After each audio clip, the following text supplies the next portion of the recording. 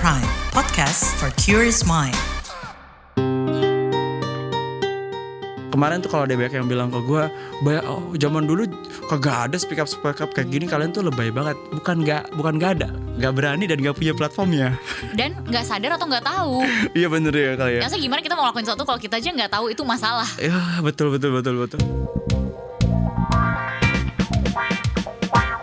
Disko, diskusi psikologi.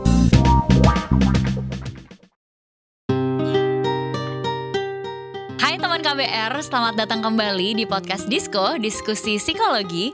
Dan untuk teman-teman, please jangan lupa buat jaga kesehatan mental. Thank you udah dengerin podcast ini. Karena kali ini akan ada suatu tamu yang luar biasa banget sih. Bisa kembali ada Eki di podcast Disko.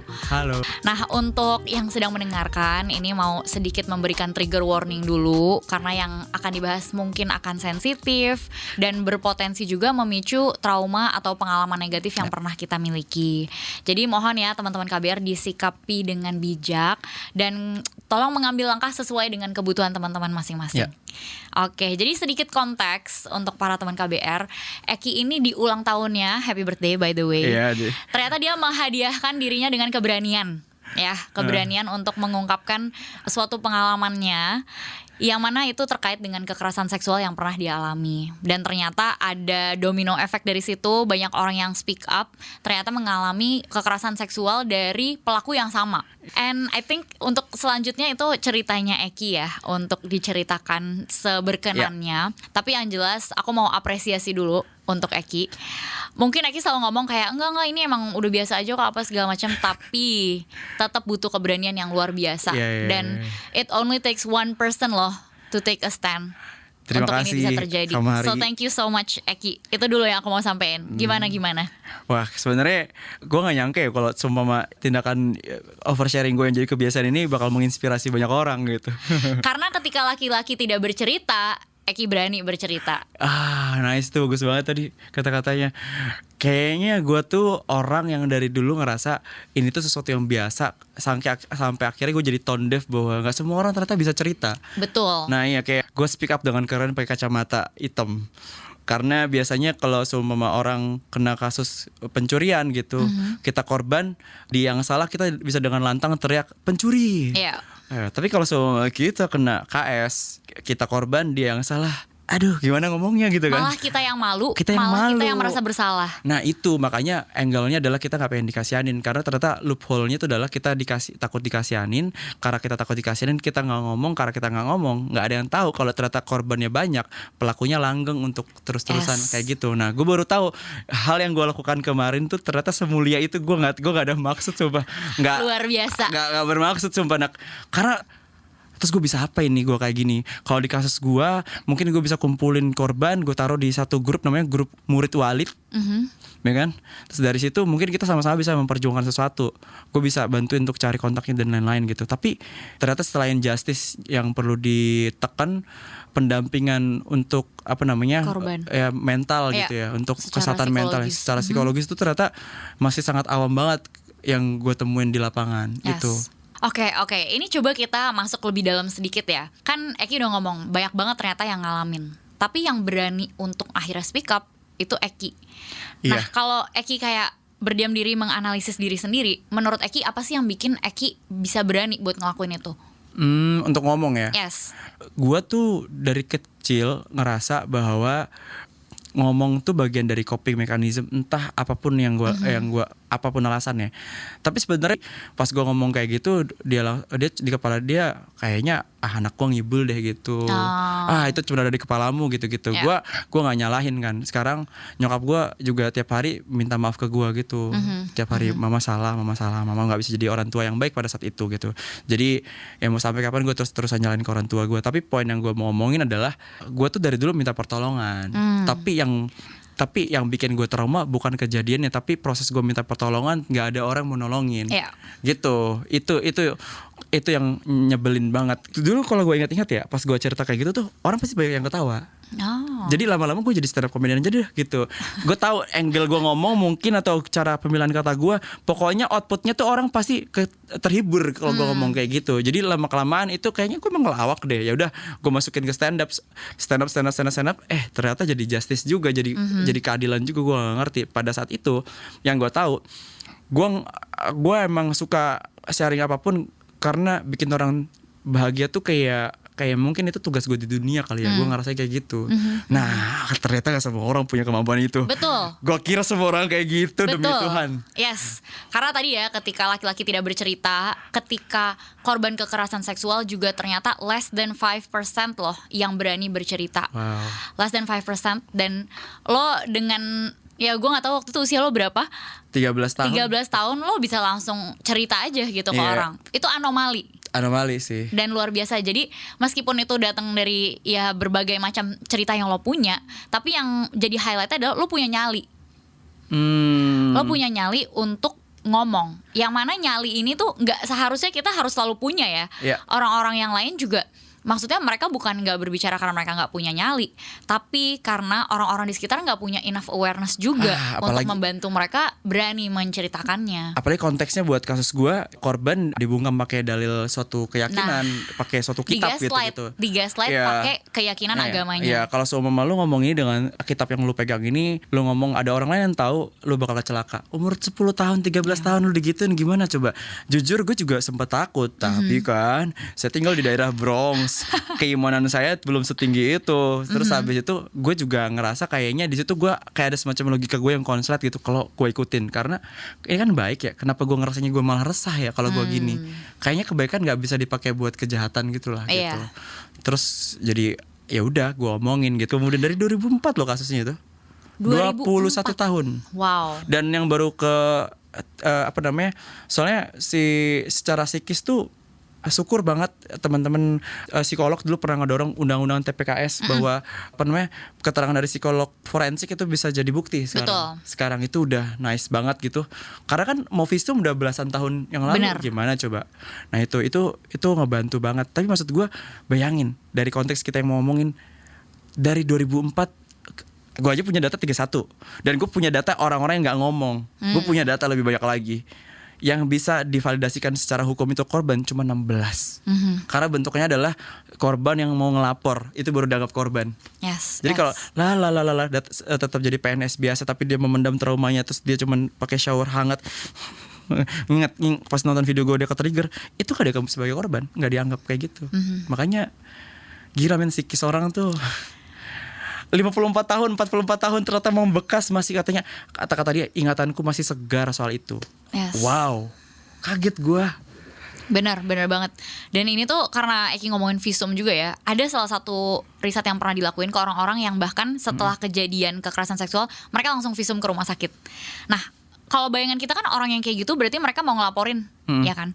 Tapi nyatanya 25% dari orang yang visum pun nggak ngelaporin. Oh iya, itu nice insight sih. Berarti artinya pun ketika kita tahu punya bukti ini, bukti itu nggak bikin cukup kita punya nyali untuk ngelaporin. Betul. Dan ketika, jadi ada satu riset yang dilakuin ke kalau nggak salah hampir 300 orang. Ini di US ya. Kenapa mereka habis visum mereka nggak laporin?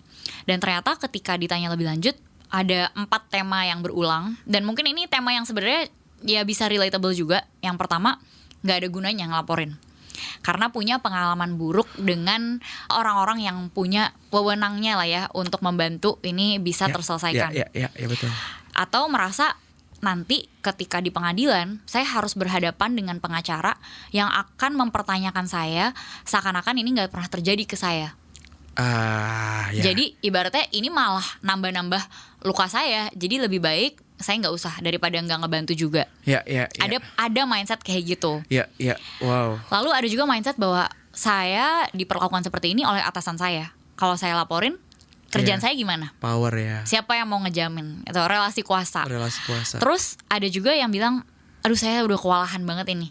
Ya Eki tadi sebelumnya sempat cerita juga, ngedengerin ini semua tuh kewalahan banget. Ngalaminnya juga emosi tuh meledak-ledak gitu ya. Atau bahkan bisa jadi emosi nggak kerasa sama sekali, 6. Itu sesuatu. Itu kenapa itu kalau sampai 6? Ada yang banyak yang 6 loh beberapa. Emang itu loh, manusia tuh uniknya manusia, kenapa harus ada ilmu psikologi? Karena emang manusia tuh spektrum, nggak pernah dikotomi hitam putih. Iya, iya. Tapi ada orang yang akan ngerasainnya dengan numb, ada yang akan ngerasain dengan meledak-ledak, ada yang bercerita-cerita, ada yang lupa total, ada yang kayak tadi Eki itu sebenarnya minimizing. Tapi banyak yang pernah lebih parah dari gue udah nggak apa-apa kok, gue udah apa, atau denial. Jadi spektrumnya tuh banyak banget hal yang bisa kita alami dari bahkan satu kejadian yang mungkin serupa atau bahkan yang pelakunya sama gitu ya. Iya, iya. Itulah yang bikin manusia kompleks dan at the same time menarik juga menarik ya. untuk diperhatikan dan diteliti ya gitu. Yes. Oh, berarti 6 tuh bisa diartikan bahwa saking overwhelmednya kita terhadap sesuatu, akhirnya si tombolnya off. Yes. Jadi itu tuh kayak survival kita. Kayak kalau kan selalu diomongin ada flight, fight, dan freeze, dan Yeah. ada juga sebenarnya fawn. Fawn tuh ngikutin apa yang dimau sama pelakunya. Jadi ya itulah yang membuat korban-korban kekerasan seksual, meskipun pelakunya sama, meskipun yang dilakuin sama, tapi responsnya bisa berbeda-beda banget. Ya. Bahkan ketika gue teliti ini ada 3 jenis korban yang gue definisikan. Pertama korban yang mau speak up, tapi itu sedikit. Ternyata korban yang dia mengaku korban tapi belum berani speak up. Dan yang ketiga korban yang tidak merasa korban. Tapi dia Denial. Tapi dia bilang iya dia melakukan Ya itu. kalau Tapi bahasa kerennya denial atau minimizing. minimizing itu. Nah di dalam yang ketiga ini ada cabangnya lagi di kasus ini dalam konteks tempatku ini tinggal disebutnya selir. Jadi yang akhirnya jadi selir, dan yang kedua yang akhirnya bercabang jadi pelaku. Oh, jadi mengulangi ya. Justru dia jadi pelaku lagi. Kebetulan yang 2004 sampai sekarang ini si pelaku yang gue ramein itu dulunya korban juga pas masih kecil. Jadi ada luka yang ternyata nggak diselesaikan gitu. Yes. Apalagi zaman dulu orang nggak peduli gitu banget sama soal psikolog kan. Iya. Bukan nggak peduli, bahkan mungkin nggak tahu. Gak ada terminologinya ya. Iya. Gue bersyukur banget. Jadi jangan ngata-ngatain Gen Z, karena Gen Z adalah generasi pertama yang terlalu banyak mengoleksi kata-kata dari psikolog. Hey, ini adalah langkah terbaik kita untuk ngebangun generasi, men. Dulu Yes. Untuk kita hidup berkesadaran. berkesadaran. Iya. Iya. Soalnya Gen Z selalu kalian tuh terlalu banyak menuntut, men. Kita iri sama Gen Z.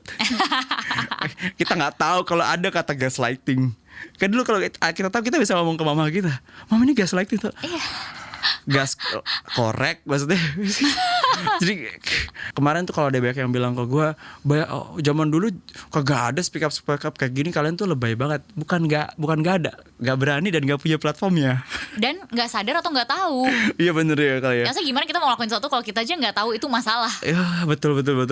Jadi sebenarnya ini progres dalam peradaban lah ya, bisa dibilang. Ya ini monumental sih buat kita semua ngebangun lebih baik lah Yes. gitu. Ya growing pain ya. Nah, ada kan yang sering kita dengar kan PTSD ya, post traumatic stress disorder.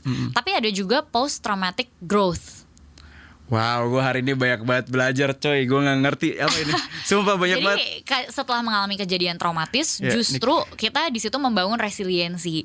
Justru dari situ kita menyadari gue pernah melalui fase yang bener-bener gak nyaman banget, di luar zona nyaman, jauh, sakit. Tapi setelah itu gue justru jadi lebih kuat. Ya. Sebenarnya kita pasti pernah mengalami ini, tapi kita nggak tahu termnya aja gitu kan. Ya.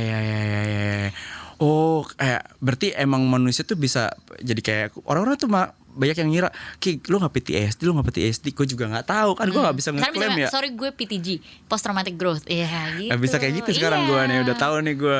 Soalnya kemarin setelah kasus itu gue tetap lanjutin, gue bikin rehearsal di Bandung atau apa. Itu tuh kayak stand up comedy terbaik gue bahkan. Wow. Kayak orang-orang berdiri gitu, standing applause. Gue belum pernah dapet kayak gitu. Gue nggak ngerti apa yang terjadi.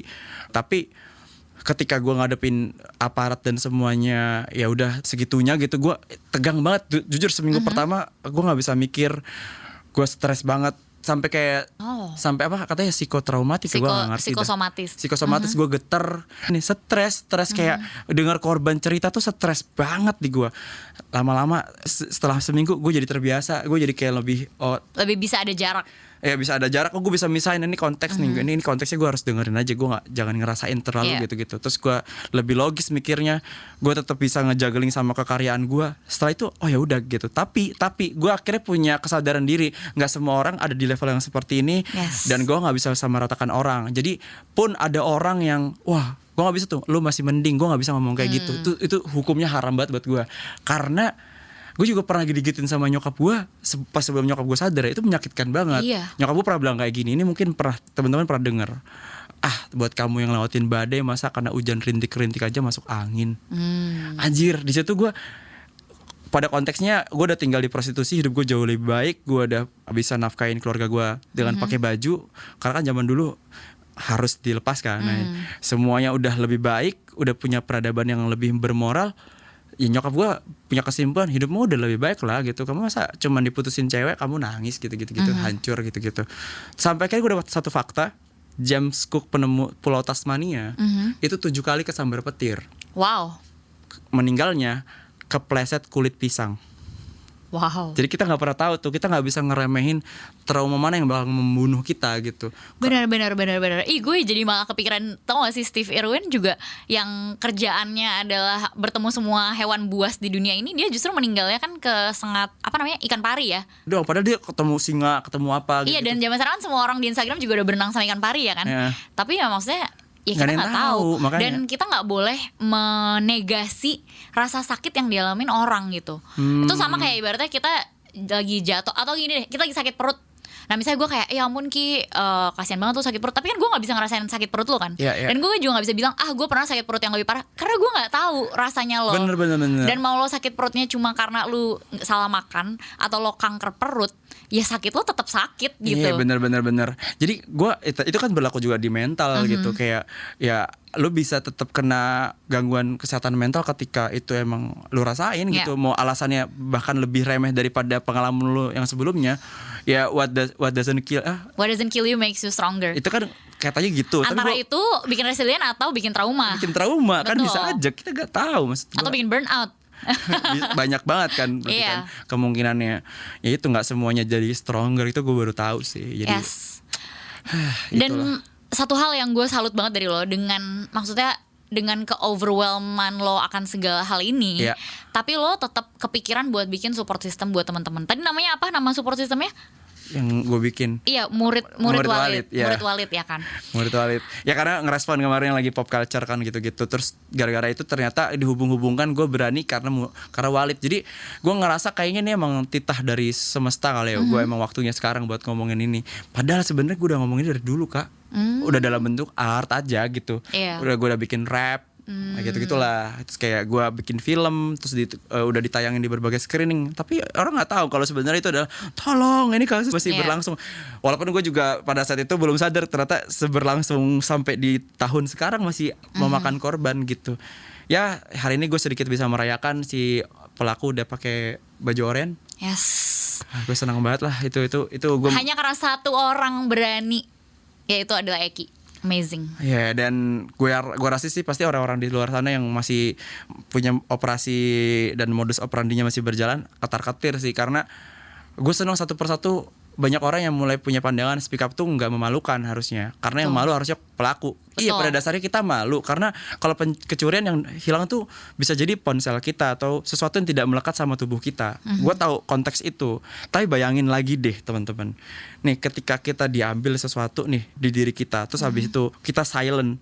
Orang ini tuh tetap bisa ngambil barang orang gitu loh. Dalam konteks ini barang artinya adalah ya tubuh kita, otoritas badan kita gitu-gitu. Jadi hanya perlu bersuara itu akan jadi riak ombak yang besar. Tapi lagi-lagi kan, ayo kapan nih negara ini bisa ngebantu kita untuk lebih dekat, untuk punya akses ke psikolog. Karena gue bisa kayak gini, dari kuliah, gue kuliah di ITB, terus temen gue bilang kayak lo ke psikolog deh.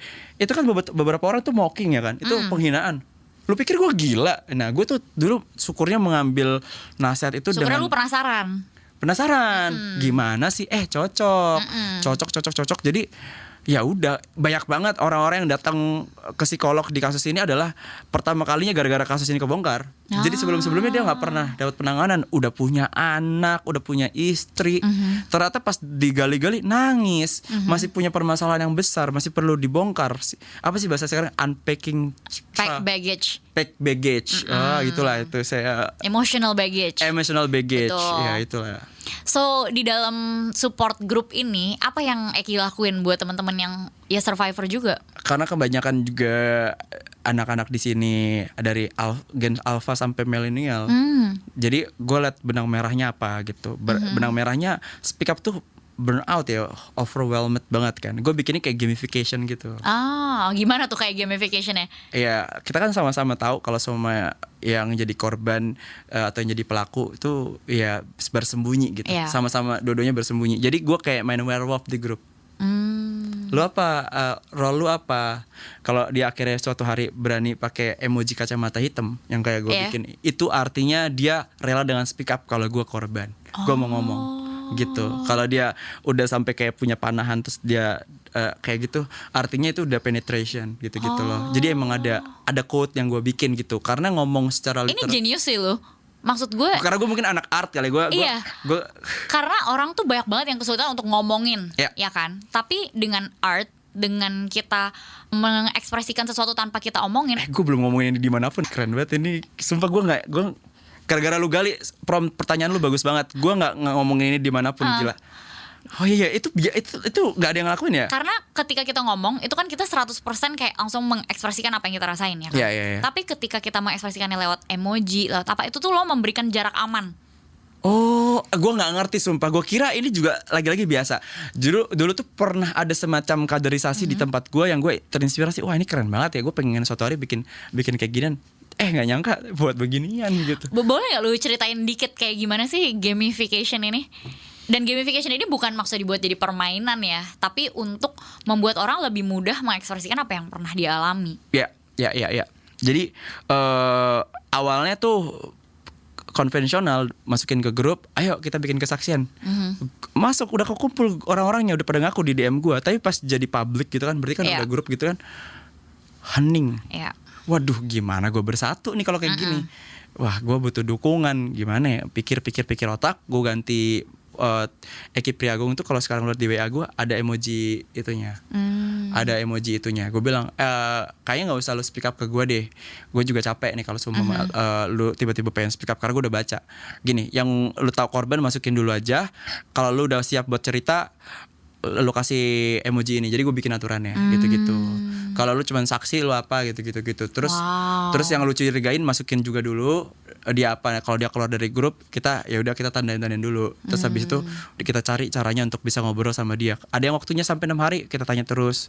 Kita nganggep dia, kita tulis dulu sebagai werewolf. Gitu. Lama-lama 6 hari akhirnya dia ngaku. Oh, gue akhirnya pakai kacamata hitam. Gitu loh. Ada simbol-simbol yang kita mainin. Jadi ini genius banget sih. Ini bentuk dari art terapi sih sebenarnya. Oh gue nggak tahu ini apa sumpah. Gue pikirin setelah grup hening banget Kak. Jadi ketika si emoji itu ternyata gue baru tahu juga ada teorinya gitu, itu memberikan jarak. Wah gila. Itu sama kayak kita kalau sedih tiba-tiba ngomongnya bahasa Inggris. Karena bahasa Inggris tuh lebih memberi jarak. Ya. Oh itu penjelasan. Atau kita pakai stiker, atau kita pakai emoji, itu menjadi simbol dari apa yang kita rasain kan. Tanpa kita harus begitu vulnerable. Jadi kita nggak pakai tubuh kita gitu untuk wah gila keren banget. Dan membuat support group itu juga ya gue nggak tahu itu intuitif atau enggak, tapi yang jelas itu adalah hal yang sangat baik. Dan ini gue mau sedikit kasih apa yang biasanya baik dilakukan dalam suatu support group ya, atau cara kita mensupport orang yang mengalami kekerasan seksual, siapa tahu ya. Jadi untuk teman-teman juga yang mungkin ngedengerin dan wah gue punya tuh teman yang korban kekerasan seksual tapi gue nggak tahu gitu gue harus ngapain, atau kita nggak pernah tahu one day ada teman kita kayak halo gue barusan dilecehin gitu kan, dan kita mungkin nggak tahu harus ngapain. Ada suatu singkatan yang dibuat SEEK, seek gitu ya, kayak seek help, seek, dan itu singkatannya adalah apa yang kita perlu lakukan. S pertama adalah memprovide safe space. Safe space ini artinya nomor 1 confidentiality, ya kan, udah jelas kita nggak boleh ceritain ke siapapun tanpa konsen dia. Kemudian yang kedua adalah ensuring dia secara emosional dan secara fisik aman-aman aja. Kalau secara fisik misalnya dia ada luka-luka atau apa ya disembuhin dulu, atau perlu dibawa ke rumah sakit segala macam dibawa dulu. Dia secara fisik punya tempat tinggal atau enggak, karena kan bisa jadi itu adalah orang di rumahnya dia sendiri gitu kan. Kemudian secara emosional, ini yang lu lakuin nih. Secara emosional dia belum berani buat ngomong langsung di grup. Lu buatlah si game itu. Jadi itu kan bagian dari lo providing a safe space untuk dia, ya kan. Kemudian yang kedua adalah empowering attitude, sikap yang memberdayakan. Karena orang yang mengalami kekerasan seksual, isu utamanya adalah kehilangan kontrol atas dirinya sendiri. I see, ya. Karena kan tubuh kita kan selama ini gue bisa gerakin, gue bisa atur, apa gue punya otoritas atas tubuh gue. Gue mungkin gak punya otoritas atas negara gue ya kan, tapi gue punya nih atas tubuh gue. Iya. And that's maybe all I have. Dan ketika ada orang lain yang menerobos boundaries kita, Apalagi yang gue punya gitu. Dan akhirnya ngebuat kita ngerasa helpless banget kayak. Terus gue bisa apa lagi? Dengan ada stigma-stigma sosial juga. Misalnya kayak, wah gue pernah diperlakukan kayak gini, berarti gue hina, berarti gue apa, kan banyak ya. Iya banyak banget. Banyak banget. Kemarin dibilangnya jangan deh, gak usah dituntut, ibunya ngomong sendiri ke korban. Itu aib gitu. Jangan sampai kita menyebarkan aib sesama saudara di agama tertentu dia sebut. Yes. Jadi ketika kita menghadapi korban, kita mau mensupport dia, caranya adalah jangan kita suruh-suruh seakan-akan dia nggak punya kontrol atas hidupnya lagi. Contoh, kamu tuh harus ke polisi, kamu tuh harus ke rumah sakit, kamu tuh harus ini. Justru itu adalah membuat dia nggak punya pilihan. Justru kita harus tanya dia, kamu mau nggak ke rumah sakit? Kamu mau nggak ngelaporin? Jadi buatlah dia sedikit demi sedikit punya pilihan lagi atas hidupnya. Wow, ini bagus banget. Berarti menggantinya bukan kita harus mengganti kata harus jadi mau nggak, biar akhirnya. Dan bentuknya pertanyaan, bukan nyuruh ya. Iya. Nice. Yes. Lalu ini aku lanjut lagi ke yang ketiga, yaitu empathetic response. Kalau dari gerak-geriknya Eki sih dia sangat empathetic ya. Ada nih empatinya. Yaitu dengan kita nomor 1 percaya. Banyak orang yang bahkan nggak percaya kita pernah mengalami suatu kejadian pelecehan. Hah, beneran? Masa sih? Dia kan pemuka agama, dia kan tokoh apa? Dia kan suami kamu sendiri. Nomor 1, jangan kita selalu asumsikan bahwa apapun yang terjadi itu benar kalau korban yang berbicara. Percaya. Kemudian yang kedua, dengerin dengan baik. Ya jangan sambil main HP dan lain-lain. Tahu lah ya, itu basic manner, semoga pada tahu ya. Kemudian perhatikan body language. Kalau ketika kita ngobrol-ngobrol, kita tanya-tanya, kita gali-gali, dia udah mulai kayaknya nggak nyaman nih tubuhnya gitu kan, udah mulai. Biasanya apa sih kayak itu, kayak gerakan yang kayak, atau udah nggak berani kontak mata lagi, mungkin dia kayak lihat ke bawah, atau mungkin dia udah mulai distraksi, dia mulai main HP, dia mulai minum segala macam. Ya udah, perlahan-lahan aja gitu. Lalu yang terakhir adalah sebenarnya be genuine.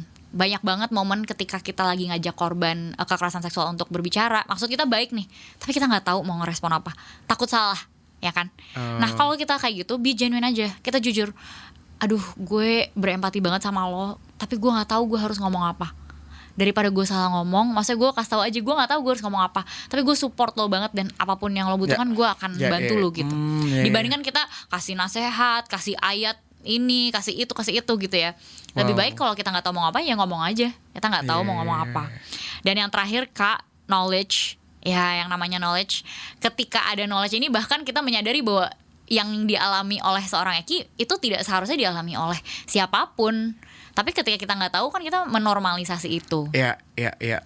Ibaratnya dulu mungkin warga Indonesia ketika dijajah Belanda kayak, oh ya emang hidup tuh kayak gini gitu kan. Sampai kita, oh ternyata orang tuh ada ya yang nggak dijajah ya. Oh ya udah deh, kita merdeka gitu kan. Nah ini juga kita memerdekakan diri kita atas hal-hal buruk yang terjadi ke kita selama ini. Ya. Gue hari ini datang ternyata bukan cuma sebagai seorang bintang tamu, tapi juga sebagai orang yang nggak jadi vegan banget karena hari ini isinya daging semua. Nah tapi berarti yang gue tangkap kan berarti ketika gue nih sebagai pendamping dari korban-korban ini, berarti untuk bilang tidak speak up itu bisa jadi opsi dong buat itu. Belajar dari pertanyaan bahwa lu nanya, lu coba kasih pilihan ke mereka kayak mau lapor nggak, mau datang ke polisi nggak gitu. Itu berarti ya sebagai pilihan juga ya. Benar. Jadi pada akhirnya itu bukan hal yang harus dilakukan adalah speak up, tapi yang mau kita ciptakan adalah di dalam lingkungan ini lu punya pilihan. Kalau lu mau speak up, kita bisa support. Tapi selama ini yang terjadi adalah dia nggak punya pilihan bahkan untuk speak up. Karena kalau dia speak up, dampak buruknya lebih banyak dibandingkan hal yang bisa dia dapetin. Iya. Wah ini malah ini pelajaran buat berbagai instrumental yang ada di negara sih. Karena kan gue sebagai saksi lapangan sendiri ya, bagaimana korban ini ditekan gitu. Gue juga ngerasa gue kan coba untuk mancing, tapi gue juga gamification dan lain-lain itu kan cuman sebagian untuk ngungkap siapa yang jadi korban, siapa yang tertimpa juga. Nah setelah berhubungan sama polisi sama aparat, mungkin gaya komunikasinya tuh lebih menuntut untuk kita proaktif gitu, kayak kamu harus lapor, kalau kamu nggak lapor kita juga nggak bisa proses gini gitu. Padahal gue percaya ini tuh pasti bakal kelar juga masalah, cuman gue juga nggak bisa buru-buru untuk nunggu kamu harus lapor, itu kan kayak berarti hari ini banget gitu. Sedangkan terungkapnya aja kan baru banget nih. Kalau gue kan udah nyicil dari 16 tahun untuk bisa sekuat ini gitu. Nah itu makanya kemarin tuh kayaknya ini bisa jadi pelajaran yang baik sih. Berarti kata mau tuh sepowerful itu dibandingkan kata harus sih buat korban. Betul. Dan itu dalam banyak aspek lain dalam hidup kita ya. Misalnya kita harus sukses, kita harus ini, kita harus apa, tapi kita ganti dengan aku mau sukses. Itu kan jadi kita yang memilih, bukan kita tertekan gitu kan. Ini tuh kayak sederhana tapi gue kayaknya jarang nerapin tau. Gila, lo kayak bisa gak sih kita gue sering-sering dulu di sini buat belajar. Boleh ya. Gue harus belajar untuk memberikan afirmasi baik ke diri gue, bahkan mungkin juga buat teman-teman korban yang pernah kena KS. Berarti ya lagi-lagi gitu, balikin ke diri sendiri. Aku mau melapor, aku mau untuk meng-unpage trauma ini gitu-gitu. Balik lagi jadi pilihan ya. Yes. Wah keren banget insight-nya. Oke, nah kita bakal lanjut ngobrolin ini setelah break yang satu ini ya. Bagaimana kamu melihat cinta? Seberapa jauh eksplorasimu soal cinta? Nikah, pacaran, cinta aja nggak cukup gitu. Tapi kalau saya bilang cinta aja tuh cukup. Makna cinta, Cile, aduh. Pokoknya ketika bilang cinta itu gue cuma tahu kalau you fall in love with the person and the complete package of the person ya. Cinta itu bisa menyenangkan, tapi cinta itu kadang rumit. Tiap orang punya ragam cerita cintanya. Love Buzz membebaskan kamu mendefinisikan dan mengalaminya. Ekspektasi itu ada kayak banting-banting meja, banting-banting piring gitu. Tapi gue ngerasa if I feel it, I need to say it. Dengarkan Love Buzz di kbrprime.id. Tersedia juga di platform mendengarkan podcast lainnya. Love Buzz, membicarakan perkara yang tidak dibicarakan ketika berbicara perkara cinta. Oke, we're back sekarang sama Eki Priagung. Jadi gimana kira-kira dari tadi, ada gak hal-hal yang mungkin ngeganjel atau pengen lo tanyain lagi kali? Tapi gue nih mau nanya lagi buat mastiin, berarti jangan sampai juga pikirannya oh nggak apa-apa nih kita nggak speak up. Ini bukan gitu kali ya? Renungannya itu buat bikin ruang aman kah atau gimana gitu? Oke. Jadi kita sedikit meluruskan ya. Yang tadi kita maksud itu adalah ketika kita mau mensupport korban, itu bukan dengan kita memaksakan dia harus speak up. Tentu kita tahu bahwa secara prosedur hukum dan untuk kemajuan kita semua, speak up itu akan menghasilkan hal-hal yang baik. Karena kan pelakunya jadi ketangkep, dia tidak punya korban-korban baru, dan akhirnya orang-orang di sekitar pun akan belajar dari kasus itu, ya kan. Tapi kuncinya di sini adalah jangan memaksakan, karena pelecehan itu kan bentuk dari memaksakan. Jadi ini adalah korban-korban pemaksaan. Janganlah kita paksa lagi dia. Ya, berilah dia pilihan. Nah, pilihan ini maksudnya adalah dengan sebenarnya yang Eki udah lakuin, memberikan safe space. Di safe space itu pilihan dia mau ngomonginnya apa aja. Pilihan dia mau ngomonginnya kapan. Dan pilihan dia mau ngomonginnya dengan cara apa. Tapi ketika kita memaksakan, lu harus pick up dengan cara kayak gini, lu harus viralin, lu harus itu, justru mungkin kita menambah tekanan ke korbannya. Gila. Bagus banget. Berarti jangan melakukan apa yang dilakukan sama pelaku juga. Yes. Ya, walaupun niatnya baik. Iya, niatnya baik. Ya, gitu. Nice. Niat baik gak cukup kalau caranya pun tidak tepat. Dan ini sebenarnya banyak kasus-kasus di mana orang-orang di sekitar mungkin karena awareness tentang ini udah bagus di banyak negara maju ya. Itu orang-orang pengen udah viralin apa. Nah, justru yang diviralin ini dia nggak pengen itu dilaporkan. Betul. Jadi dampaknya malah jadi lebih besar. Benar. Terjadi yang gue alamin kayak itu kerasa banget sih. Ternyata prosedur untuk nekan ini cepat itu tuh nggak berbanding lurus sama kasus ini tuh diciptakan dulu ruang aman yang efisien belum tentu efektif. Iya betul. Ini efisien nih, cepet nih. Tapi yang akhirnya kebongkar dikit. Tapi ya kita belajar lah step by step gitu kan. Apalagi sebenarnya menurutku kekerasan seksual in general masih lumayan tabu diomongin di Indonesia. Betul. Jadi hopefully di episode ini kita bisa lebih banyak ngobrolin hal-hal kayak gini tanpa batasan ya. Iya. Dan sebenarnya aku pengen tahu juga sih dari perspektifnya Eki ngelihat teman-teman mungkin kalau Eki kayak ngerasa oh gue udah lumayan gue udah 16 tahun berproses dengan ini.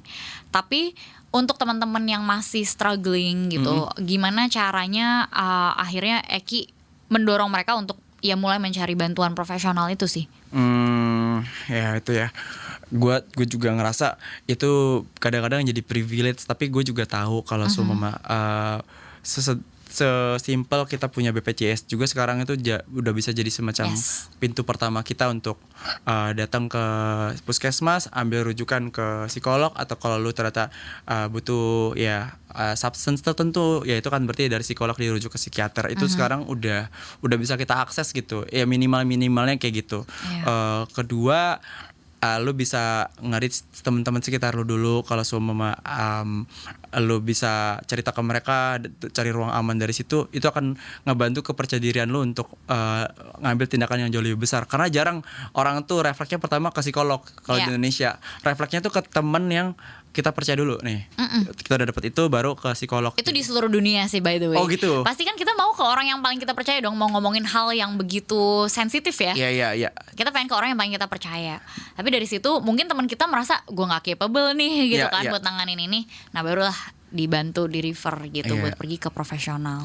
Terus kalau seumpama kitanya sendiri pengen dapat ruang aman yang lebih banyak lagi, kenapa nggak kita mulai dari diri sendiri? Kalau semua ada orang cerita, kita coba ya kasih respon yang lebih baik gitu-gitu. Coba dengerin. Coba dengerin. Coba jangan langsung dijudge. Apalagi mendang-mending ya kan. Mendang-mending, kasih nasihat. Wah, ntar dulu dah.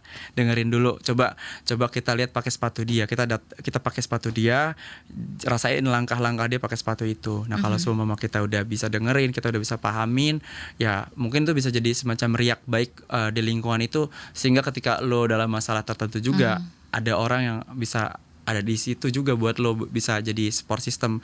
Karena bener, gue baru tahu ternyata di seluruh dunia ya psikolog tuh pilihan kedua gitu ya. Maksudnya by intuisi kita pasti pengen ke orang terdekat kita dong. Betul ya. Itulah syukur gue gak capek sih nyari orang baru terus-terusan. Makanya bener.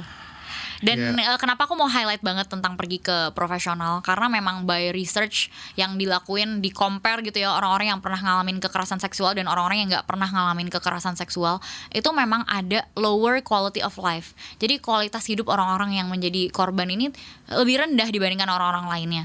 Dan bukan cuman secara kualitas dari hidup tuh misalnya kayak tentang gimana kita menjalani pekerjaan kita, gimana kita menjalani relasi kita, tapi juga tentang kepercayaan diri kita. Kalau misalnya di psikologi ada namanya self efficacy, itu adalah keyakinan kita tentang kita seberapa mampu melakukan sesuatu sampai berhasil. Nah, orang-orang yang mengalami kekerasan seksual itu self efficacy-nya lebih rendah rata-ratanya dibandingkan orang-orang yang nggak pernah ngalamin. Bayangin kita pernah kehilangan kontrol atas diri kita sendiri.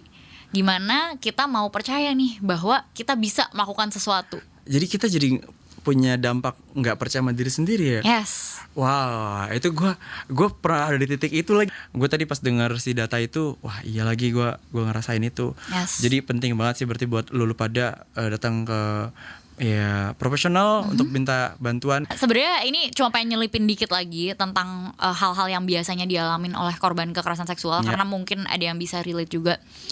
Yang nomor 1 paling besar persentasenya by riset itu adalah sebenarnya gejala depresi. Jadi justru nggak punya energi, hal-hal yang biasanya menyenangkan jadi nggak menyenangkan, susah tidur, susah makan, atau kebalikannya ya, justru kebanyakan tidur atau kebanyakan makan. Nggak pernah di tengah-tengah ya. Dan berlangsung lebih dari 2 minggu. Kemudian yang selanjutnya tuh sebenarnya paling sering masalah terkait dengan tidur. Ini aku nggak tahu penjelasan spesifiknya ya, tapi itu datanya. Lalu eating disorder, susah dengan makan, dan yang terakhir itu baru sebenarnya PTSD. Aku juga pengen sedikit meluruskan. Orang kan suka berbicara, lu habis ngalamin sesuatu, lu pasti PTSD. PTSD itu baru bisa kita diagnosis kalau 6 bulan setelah kejadian kita masih mengalami serentetan gejala. Termasuk misalnya kayak kita mimpi buruk, kita inget-inget terus dan lain-lain. Tapi sebenarnya kalau kita ngalaminnya kemarin, ya kita belum bisa PTSD hari ini. Karena ya itu kita wajarnya manusia aja masih kepikiran orang baru masih kemarin benjol, kejadiannya masih gitu. Kejeduk kan baru ya. Benar, makanya setiap kali ada bencana terus dibilang, oh ya kita mau datang untuk trauma healing gitu, kayak itu belum jadi post traumatic stress disorder sih gitu. Ya, itu bagus sih meluruskan juga, berarti kemarin yang terjadi di gue itu wajar sewajarnya manusia ya. Kayak gue tuh pas ngurus itu ya Kak, tidur gue jelek banget. Gue tuh mimpi macam-macam mimpi buruk tiap hari. Pas gue tidur, bangun keringetan gue, basah, pakai AC-nya 18 keringetan. Gitu gue nggak tahu kenapa. Abis itu bangun dapat kabar mulai diproses, tidur lagi, mimpi buruk lagi. Jadi syukurnya deh, gak apa-apa deh kalau semua gak enaknya di mimpi, di kehidupan nyata yang lancar.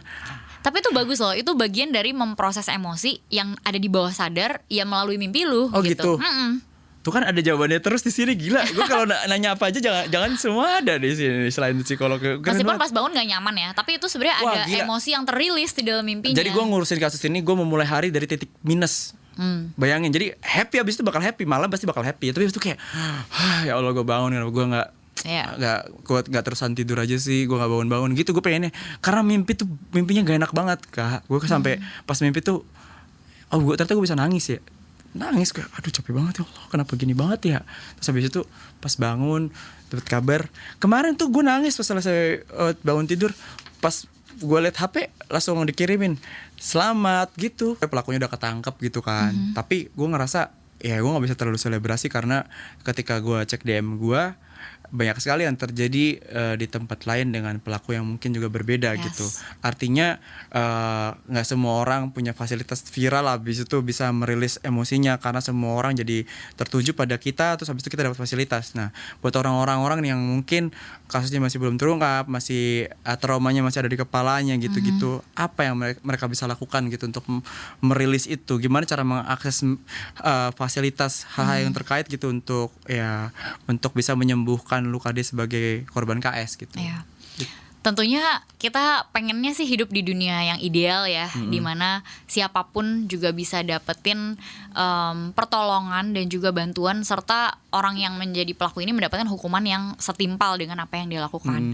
Tapi kan unfortunately kurang ideal ya, dan mungkin gak banyak orang yang punya privilege sebanyak privilege yang Eki punya gitu. Tapi yang kita bisa lakukan adalah memang fokus sama hal yang bisa kita kontrol. Yang mana kalau misalnya memang ada keinginan untuk speak up, itu juga dilihat apakah itu safe, kita buat speak up-nya seaman dan senyaman mungkin. Lalu kalau misalnya memutuskan nggak mau speak up, apapun itu sih sebenarnya, speak up nggak speak up, tolonglah pergi ke profesional, di mana kita bisa benar-benar jujur sama apa yang kita rasain. Karena kadang kita cuma butuh denger apa yang kita rasain keluar dari mulut kita sendiri. Itu powerful banget. Ada yang rilis gitu dari diri kita. Makanya curhat tuh penting banget sebenarnya kan. Dan tentunya ketika bersama profesional bisa dibantu diproses, kemudian dilihat apa nih hal-hal yang masih bisa dilakuin, apa hal-hal yang perlu pelan-pelan di let go, dan bagian-bagian mana dari diri kita yang mungkin perlu kita maafin juga ya di dalam prosesnya. Karena kan kayak tadi, banyak korban kekerasan seksual ketika mengalami justru mereka malah ngerasa bersalah, malah ngerasa gue hina, malah banyak banget hal negatif tentang diri sendiri. Nah, ini yang perlu di work on pelan-pelan supaya punya lebih banyak kontrol atas diri sendiri dan merasa lebih berdaya. Itu sih yang paling penting. Dan kalau baru banget kejadian, itu tadi kita sempat ngomongin juga ya, selain kalau kita jadi teman kita kasih safe space, kita empower, kita empati, dan kita juga perbanyak knowledge, itu kita juga perlu tahu kita perlu refer kemana. Nah, aku juga bukan orang yang paling tahu tentang ini, tapi setauku adalah nomor satu, kalau kita memang masih ada gejala fisiknya, segera ke rumah sakit untuk divisum. Kemudian kita bisa ke LBH yang memang specifically membantu hal-hal ini. Yang aku tahu ada LBH Apik. Mungkin ada hal-hal lain juga. Kalau kita adalah perempuan, kita bisa ke Komnas Perempuan juga. Kalau kita anak-anak, kalau kita anak-anak ada orang tuanya yang melaporkan ya, bisa ke Komnas Perlindungan Perempuan dan Anak. Betul. Dan memang meskipun 1 dari 4 perempuan pernah mengalami salah satu tindak kekerasan seksual, bukan berarti laki-laki tuh gak mengalami. Ini yang aku amazed sama Eki juga adalah, Eki adalah seorang laki-laki yang bercerita tentang ini. Karena laki-laki juga korban kok gitu. Di grup ada perempuan juga yang jadi korban. Tapi kebetulan saya laki-laki. Walaupun aku tuh udah berkali-kali ngomong kayak gini ke banyak orang, reaksinya banyaknya aku tawa gitu, bercanda, terus nanya balik, lu tuh gini kan, gitu-gitu kan. Tapi berarti aku udah tahu nih. Ya maksudnya kayak ya orang cowok tuh nggak bisa jadi korban kesannya gitu. Dan itu kan berarti kita bisa lihat ada stigma tentang laki-laki juga di situ, laki-laki dan kesehatan mental. Iya. Padahal dari riset yang dilakuin, di compare juga antara laki-laki dan perempuan itu nggak ada pengaruh yang signifikan. Jadi laki-laki maupun perempuan itu sama, quality of life-nya turun, self efficacy-nya turun. Oh, sama juga. Jadi kita nggak bisa bilang oh yang laki-laki emang kesehatan mental lebih baik, enggak kok gitu. Jadi hati-hati juga lah dengan stigma tentang laki-laki dan kesehatan mentalnya yang harus selalu kuat dan jantan gitu ya. Karena justru cowok-cowok yang dicari sekarang adalah cowok-cowok yang emotionally available ya. Gen Z emang keren. Gen Z terbaik. Oke, so thank you banget Eki udah mampir. Kehebatan Eki aku akan apresiasi terus, mulai dari dia sendiri yang berani speak up, dia menemani para korban, dia memberikan safe space, dan dia membantu seluruh pelaporannya yang katanya harusnya melaporkan tuh 3 minggu tapi dibuat dalam waktu 3 hari ya. Iya. Karena the power of Eki. Eki Priagung, aku harus sebut Priagungnya sih di sini. Aduh, terima kasih teman-teman. Tapi ya ini berkat teman-teman juga saling berjibaku sih. Gitu. Alhamdulillah, dan ternyata juga pihak-pihak yang berwenang ini bekerja sama dengan baik ya. Sehingga ini bisa terjadi. Ya semoga ini emang jadi konsistensi yang terus dijaga oleh pihak aparat gitu ya. Supaya ketika orang-orang mau lapor, mereka memang percaya bahwa melaporkan itu ada gunanya, ada manfaatnya, dan akan justru berdampak. Ya kan?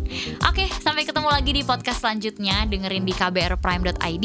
Aku Mahari pamit undur diri dulu. Bye-bye.